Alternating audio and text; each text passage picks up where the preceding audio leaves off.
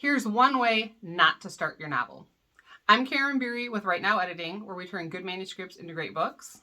And I'm Peg Thomas, editor and multi-award-winning author. And you've got 2 editors for 5 minutes. So today we're going to talk about one of the ways not to start a novel, and that is with backstory overload. Peg, what is backstory overload?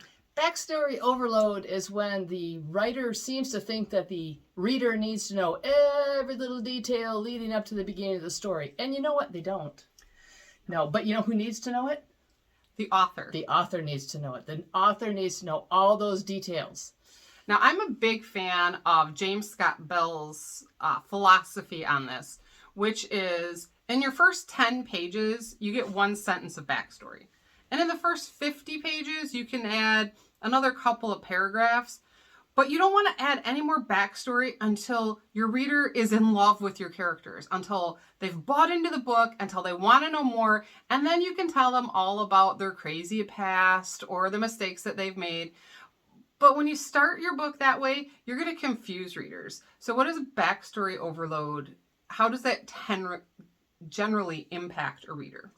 It's boring because it's too much information all at once. Much better to hint about what's coming. Much better to hint about that there is a backstory without spoon feeding it to that poor reader until they're just too full to take any more in. So better to hint about, oh, she's got a backstory, and well, we'll deal with that later. And just string them along, just like you're fishing, and you got to tug that line a little bit. You want to always hook the reader and keep the line tight and keep them interested and keep reeling it in. When you throw everything out there all at once for them, it just isn't interesting. So think of it this way.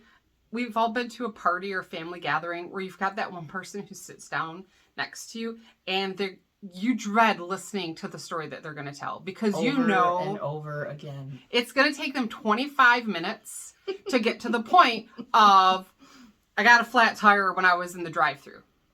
Yeah. And you're like, really? Did I need 25 minutes of build-up to get to that? Instead, you want to do the same thing in writing that you hope your guests will do, which is, I got a flat tire in the drive-thru.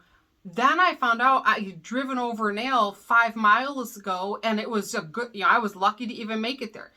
So you want to start with that action, with something that's interesting and engaging, and then fill in the details later.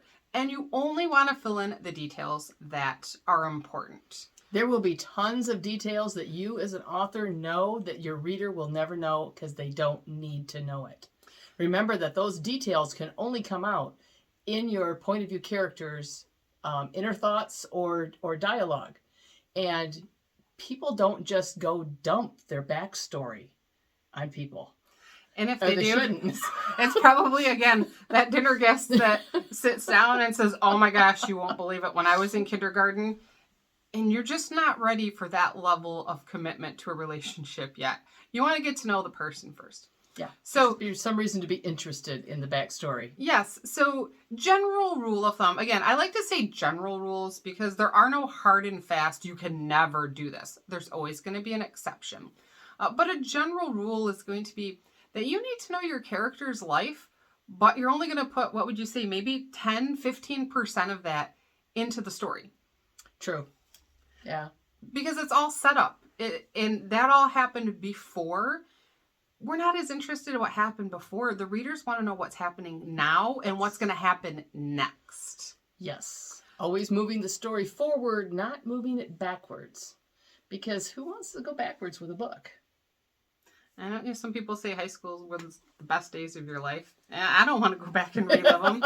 And your readers... Not my high school years. No, not the best years of my life at all. Your reader doesn't want to relive your character's high school days either. Right. So start in the moment, stay in the moment until you're moving the book forward. And then just drop in those clues, drop in the necessary details of backstory if and when it's needed. Think of your backstory as the pepper that's going to season your story.